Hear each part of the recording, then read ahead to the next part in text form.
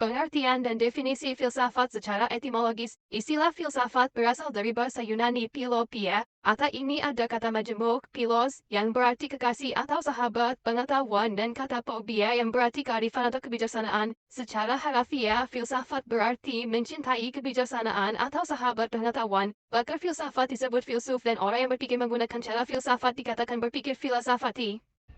Tetapi definisi filsafat tentu saja berbeda dari filsuf yang satu dengan si filsuf yang lain. Berikut beberapa contohnya. 1. Plato mengatakan bahwa filsafat adalah ilmu pengetahuan yang berusaha meraih kebenaran yang asli dan murni. Ia juga mengatakan bahwa filsafat adalah penyelidikan tentang sebab-sebab dan asas-asas yang paling akhir dari segala sesuatu yang ada. 2. Aristoteles, murid Plato, mengatakan bahwa filsafat adalah ilmu pengetahuan yang selalu berusaha mencari prinsip-prinsip dan penyebab-penyebab dari realitas yang ada. Ia juga mengatakan bahwa filsafat adalah ilmu pengetahuan yang berupa mempelajari adab pada tampilan dan adab pada realita. 3. René Descartes, filsuf Prancis, mengatakan bahwa filsafat merupakan himpunan yang pangkal menyelidiki tentang Tuhan, alam, dan manusia. 4. William James, filsuf Amerika, tokoh pragmatisme dan pluralisme, mengatakan bahwa filsafat adalah suatu upaya yang luar biasa hebatnya untuk berpikiran jelas dan terang. Cabang-cabang filsafat. Karena banyaknya persoalan pokok yang dibahas dan dipecahkan, filsafat pun dibagi dalam bidang-bidang studi sesuai dengan kelompok yang dihadapinya. Bidang-bidang studi itu disebut cabang filsafat. Pembagian cabang-cabang filsafat ini pun sejak kelahirannya hingga kini tak pernah sama. Walaupun itu bukan berarti berbeda sama sekali. Sebenarnya setiap cabang filsafat itu memiliki kesamaan satu sama lain. Aristoteles membagi filsafat ke dalam 3 cabang.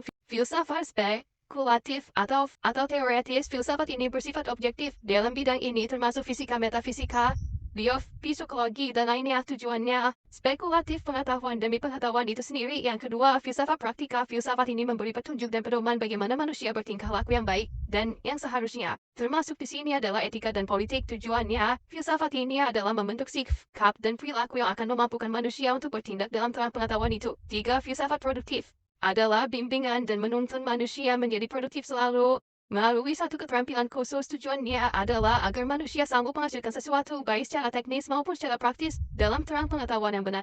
Aristoteles menyebut logika sebagai anautika dan dialektika. Logika tidak dimasukkan dalam cabang filsafat karena menurut Aristoteles, logika adalah metode dasar bagi pengembangan ketiga cabang filsafat tersebut. Meski banyak cara pembagian ini pada umumnya, skala pembagian cabang filsafat sebagai berikut. 1. Epistemologi. 2. Metafisika yang dibagi ke dalam ontologi, kosmologi, teologi, metafisik, dan antropologi. 3. Logika. 4. Etika. 5. Estetika. Dan 6. Filsafat tentang berbagai jenis ilmu. Epistemologi adalah cabang filsafat yang bersangkut paut dengan ilmu pengetahuan. Istilah ini berasal dari 2 kata Yunani, episteme yang arti pengetahuan dan logos artinya kata, pikiran, percakapan atau ilmu. Jadi epistemologi berarti kata, pikiran, percakapan tentang pengetahuan atau ilmu pengetahuan. Yang jadi dasar untuk mendalami persoalan di dalam epistemologi adalah pertanyaan-pertanyaan, apakah pengetahuan itu? Apakah yang menjadi sumber dan dasar pengetahuan? Apakah pengetahuan itu berasal dari pengamatan, pengalaman, atau akal budi? Dan apakah pengetahuan itu merupakan kebenaran yang pasti ataukah hanya dugaan? Pengetahuan adalah suatu kata yang digunakan untuk menunjukkan kepada apa yang diketahui oleh seseorang tentang sesuatu. Semua yang Anda ketahui tentang sesuatu adalah pengetahuan. Pengetahuan itu eksis demi mencapai kebenaran. Ketidaksesuaian antara pengetahuan dan objek yang diketahui adalah suatu kekeliruan.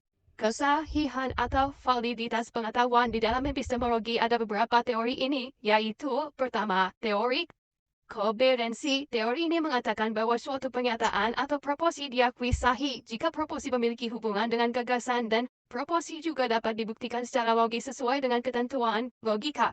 Kedua, teori korespondensi. Teori ini mengatakan bahwa suatu pengetahuan adalah sahih apabila proposi bersesuai dengan realitas yang menjadi objek pengetahuan itu. Kesahihan ini memiliki pertalian erat dengan kebenaran dan kepastian indrawi. Jadi, kesahihan pengetahuan dapat dibuktikan secara langsung. 3. Teori pragmatis. Teori ini mengatakan bahwa suatu pengetahuan adalah sahih jika memiliki konsekuensi kegunaan atau benar bermanfaat bagi yang memiliki pengetahuan itu. 4. Teori semantik. Teori ini menekankan arti dan makna suatu proposi harus menunjukkan arti dan makna yang mengacu kepada realitas dengan menunjukkan ciri khas yang ada. Yang kelima, teori logik yang berlebihan. Teori ini mengatakan bahwa proposi memiliki term atau istilah berbeda tetapi berisi informasi yang sama, tak perlu dibuktikan lagi atau ia telah menjadi suatu bentuk logik yang berlebihan. Misalnya, lingkaran adalah bulatan, jadi lingkaran itu bulat tak perlu dibuktikan lagi.